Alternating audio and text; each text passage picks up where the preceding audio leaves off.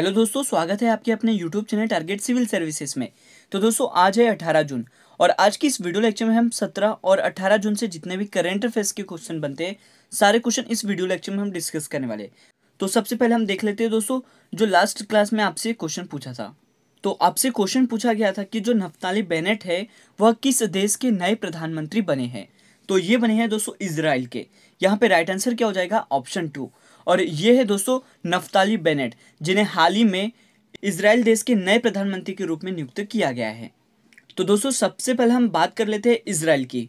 तो यह एशिया महाद्वीप में स्थित है, जिसकी राजधानी जेरूसलम है और इजराइल की जो करेंसी है वो इजरायली शेकेल है।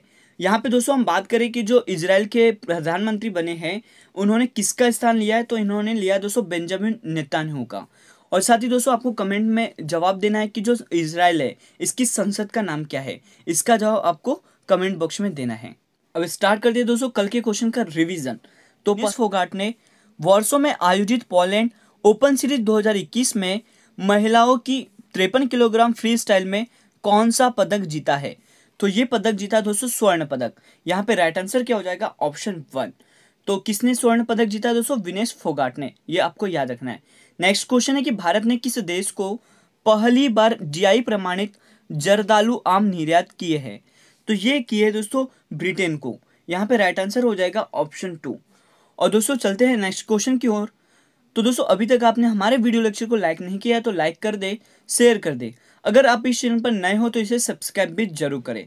नेक्स्ट क्वेश्चन है कि हाल ही में किस देश में मिनी पॉक्स वायरस के मामले सामने आए हैं?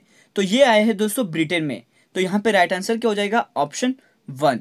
नेक्स्ट क्वेश्चन है कि हाल ही में किस राज्य ने शहरी क्षेत्र में 50 वर्ष या उससे अधिक उम्र के पुराने पेड़ों की रक्षा के लिए एक कार्य योजना को मंजूरी दी है? तो ये कौन सी राज्य की सरकार है दोस्तों? ये है महाराष्ट्र राज्य की। तो करेक्ट आंसर यहाँ पे है ऑप्शन 1। चलते हैं नेक्स्ट क्वेश्चन की ओर। तो युवा शक्ति कोरोना मुक्ति अभियान किस राज्य की सरकार ने शुरू किया है? तो इसे शुरू किया है दोस्तों मध्य प्रदेश राज्य की सरकार ने। तो यहाँ पे राइट आंसर हो जाएगा ऑप्शन 3। नेक्स्ट क्वेश्चन है कि 2015 में सर्वश्रेष्ठ अभिनेता के लिए राष्ट्रीय पुरस्कार जीतने वाले किस कन्नड़ अभिनेता का हाल ही में निधन हो गया है? तो ये है दोस्तों संचारी विजय। इनका हाल ही में निधन हो गया है एक एक्सीडेंट में। चलते हैं दोस्तों नेक्स्ट क्वेश्चन की ओर। तो निम्न में से किसने हाल ही में विस्फोट रोधी हेलमेट विकसित करने के लिए NSG counter IED and counter terrorism innovator award 2021 जीता है? तो ये जीता है दोस्तों शैलेश गोविंद कनपुले ने। यहाँ पे राइट आंसर हो जाएगा ऑप्शन 2। नेक्स्ट क्वेश्चन है कि हाल ही में फ्रेंच ओपन 2021 में पुरुष एकल वर्ग का जो खिताब है वो किसने जीता है? तो इस खिताब को जीता है नोवाक जोकोविच ने। तो यहाँ पे राइट आंसर हो जाएगा ऑप्शन 3। चलते हैं दोस्तों नेक्स्ट क्वेश्चन की ओर। नेक्स्ट क्वेश्चन है दोस्तों विश्व रक्तदाता दिवस कब मनाया जाता है? तो ये मनाया जाता है 14 जून को। तो यहाँ पे राइट आंसर क्या हो जाएगा? ऑप्शन 3। और रिवीजन का लास्ट क्वेश्चन है कि 13 जून 2021 को अंतर्राष्ट्रीय क्रिकेट परिषद मतलब आईसीसी ने किस भारतीय खिलाड़ी को आईसीसी हॉल ऑफ फेम में शामिल किया है? तो ये शामिल किया दोस्तों विनू माकंड को। यहाँ पे राइट आंसर क्या हो जाएगा? ऑप्शन 4। तो स्टार्ट करते हैं दोस्तों आज के करंट अफेयर्स। तो आपके लिए पहला क्वेश्चन है कि 14 जून 2021 को 31वें नाटो शिखर सम्मेलन 2021 का जो आयोजन है वो कहाँ किया गया था? तो इसका आयोजन दोस्तों ब्रुसेल्स में किया गया था। तो यहाँ पे करेक्ट आंसर क्या हो जाएगा? ऑप्शन 4। तो यहाँ पे दोस्तों हम बात कर रहे हैं नाटो की, मतलब नॉर्थ एटलांटिक ट्रीटी ऑर्गेनाइजेशन, जो कि एक सैन्य गठबंधन है और इसकी जो स्थापना है वो 1949 में की गई थी। और दोस्तों ये जो नाटो है यह यूएसए और इसके सहयोगी देश का एक संगठन है, जिसका मुख्यालय हम बात करें तो ये ब्रुसेल्स बेल्जियम में स्थित है। और इसका जो आयोजन है मतलब 31वां जो शिखर सम्मेलन है इसका आयोजन कहाँ पर किया गया है? तो इसका आयोजन किया है ब्रुसेल्स बेल्जियम में। ये आपको याद रखना है। अब चलते हैं दोस्तों नेक्स्ट क्वेश्चन की ओर। तो हाल ही में किस केंद्र शासित प्रदेश को स्वच्छ भारत मिशन के पहले चरण के तहत खुले में शौच से मुक्त घोषित किया है? तो ये मुक्त किया है दोस्तों लद्दाख केंद्र शासित प्रदेश को। यहाँ पे राइट आंसर क्या हो जाएगा? ऑप्शन 2। और आप मैप में देख सकते हो दोस्तों ये है लद्दाख, जिसके 2 जिले हैं। कौन कौन से? एक है लेह जिला और एक है कारगिल जिला। यहाँ पे दोस्तों हम बात कर लेते हैं सबसे पहले स्वच्छ भारत मिशन की, जिसकी शुरुआत 2 अक्टूबर 2014 से की गई थी। यह दोस्तों 2014 से 2019 तक चला था। ये कितने साल के लिए चला था? 5 साल के लिए।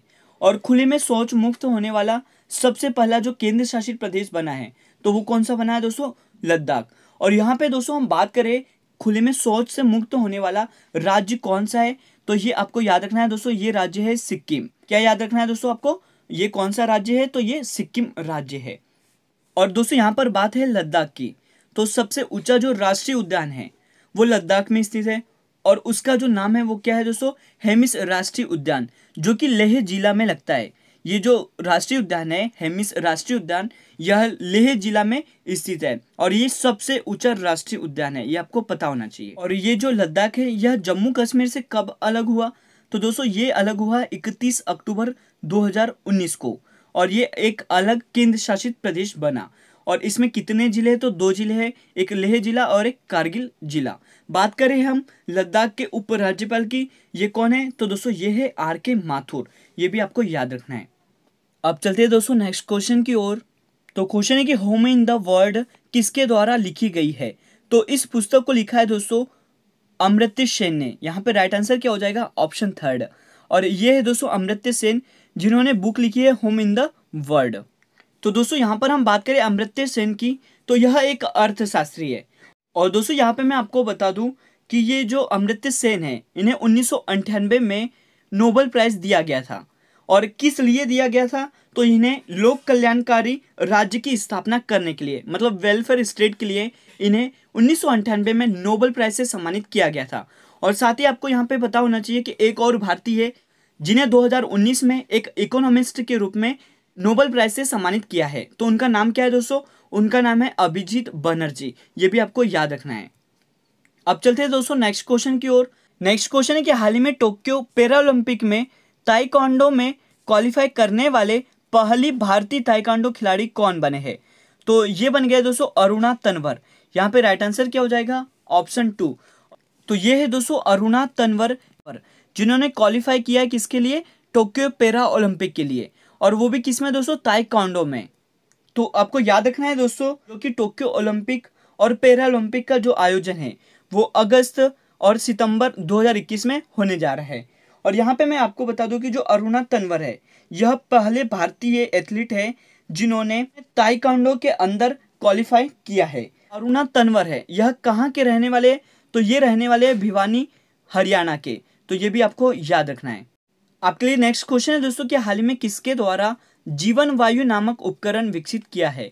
तो ये विकसित किया है दोस्तों IIT रोपड़ के द्वारा। यहाँ पे राइट आंसर क्या हो जाएगा? ऑप्शन 3। तो यहाँ सबसे पहले हम दोस्तों बात कर लेते हैं जीवन वायु उपकरण की। तो ये है दोस्तों जीवन वायु उपकरण। तो यह उपकरण बिजली से मुफ्त होगा। और यहाँ पे दोस्तों मैं आपको बता दूं कि जो जीवन वायु है यह किसका विकल्प होगा? तो ये विकल्प होगा दोस्तों CPAP का। किसका विकल्प होगा? CPAP का। यहाँ पे मतलब है CPAP का कंटिन्यूअस पॉजिटिव एयरवेज प्रेशर। क्या है दोस्तों? Continuous positive Airways pressure. तो आपको याद रखना है दोस्तों कि ये जो जीवन वायु नामक का उपकरण है यह IIT रोपड़ ने विकसित किया है। अब चलते हैं दोस्तों नेक्स्ट क्वेश्चन की ओर। तो क्वेश्चन है कि मई 2021 के माह के लिए अंतर्राष्ट्रीय क्रिकेट परिषद मतलब ICC ने किसे सर्वश्रेष्ठ पुरुष क्रिकेट चुना है? तो ये चुना है दोस्तों मुशफिकुर रहीम को। यहाँ पे राइट आंसर क्या हो जाएगा? ऑप्शन 1। और ये है दोस्तों मुशफिकुर रहीम, जो कि जिन्हें अंतर्राष्ट्रीय क्रिकेट परिषद ने सर्वश्रेष्ठ पुरुष क्रिकेटर के रूप में चुना है। और दोस्तों ये मई मंथ के लिए चुना है, ये आपको याद रखना है। यहाँ पे दोस्तों मैं आपको एक एक मतलब जनवरी, फरवरी, मार्च और अप्रैल में किसको सर्वश्रेष्ठ पुरुष क्रिकेटर के रूप में चुना था ये भी मैं आपको बता देता हूँ।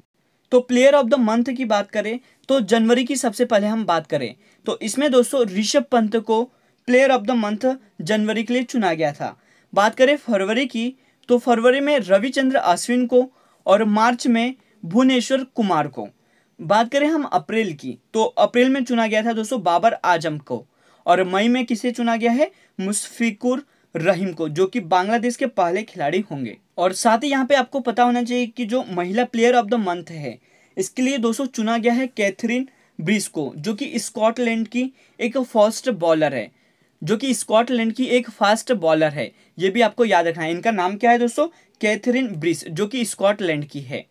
अब चलते हैं दोस्तों नेक्स्ट क्वेश्चन की ओर कि हाल ही में पायरोस्टिया लालजी नामक खोजी गई नई प्रजाति का जो संबंध है वो किससे है। तो इसका जो संबंध है दोस्तों वो कॉफी से है। यहाँ पे राइट आंसर हो जाएगा ऑप्शन 2।